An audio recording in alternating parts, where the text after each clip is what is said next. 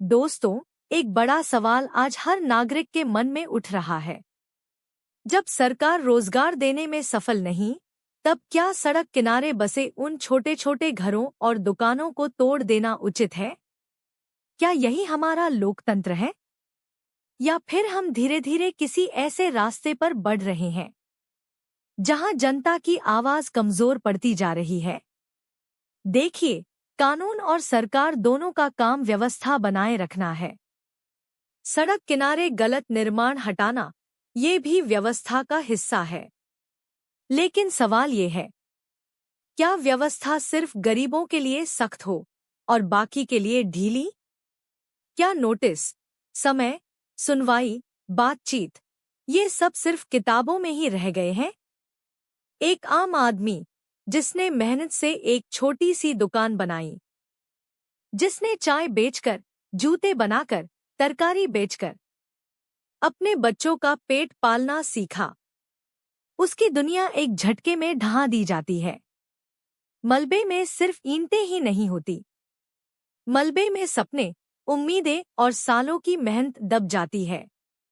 और सबसे बड़ा दर्द, रोजगार नहीं मिला, और जो अपने दम पर छोटा सा रोजगार किया, वो भी छीन लिया गया।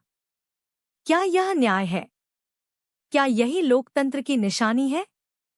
लोकतंत्र का मतलब है जनता की आवाज, जनता की समस्या और जनता की सुरक्षा। लोकतंत्र का मतलब ये नहीं कि जो कमजोर है उसी पर कार्रवाई सबसे पहले हो।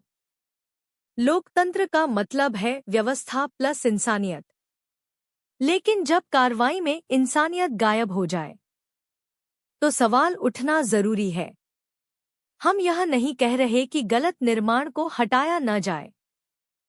हम यह कह रहे हैं कि कार्रवाई से पहले समय दिया जाए, विकल्प दिया जाए, पुनर्वास दिया जाए, और सबसे जरूरी, सम्मान दिया जाए। कानून का डंडा तभी सही लगता है जब वह सभी पर बराबर चले, न कि सिर्फ उन पर जो आवाज कम उठा पाते हैं। श्री कन्हैया प्रेरणा चैनल यही संदेश देना चाहता है। सवाल पूछना गुनाह नहीं है, जवाब मांगना देशद्रोह नहीं है, और न्याय की मांग लोकतंत्र की सबसे बड़ी ताकत है। आपके करों से चलने वाली सरकार आपकी ही है, और आप ही उसका आधार हैं। तो सोचिए, ये राजतंत्र है या लोकतंत्र? और लोकतंत्र को बचाने की शुरुआत किससे होती है? आपसे, आपकी आवाज से, आपकी जागरूकता से।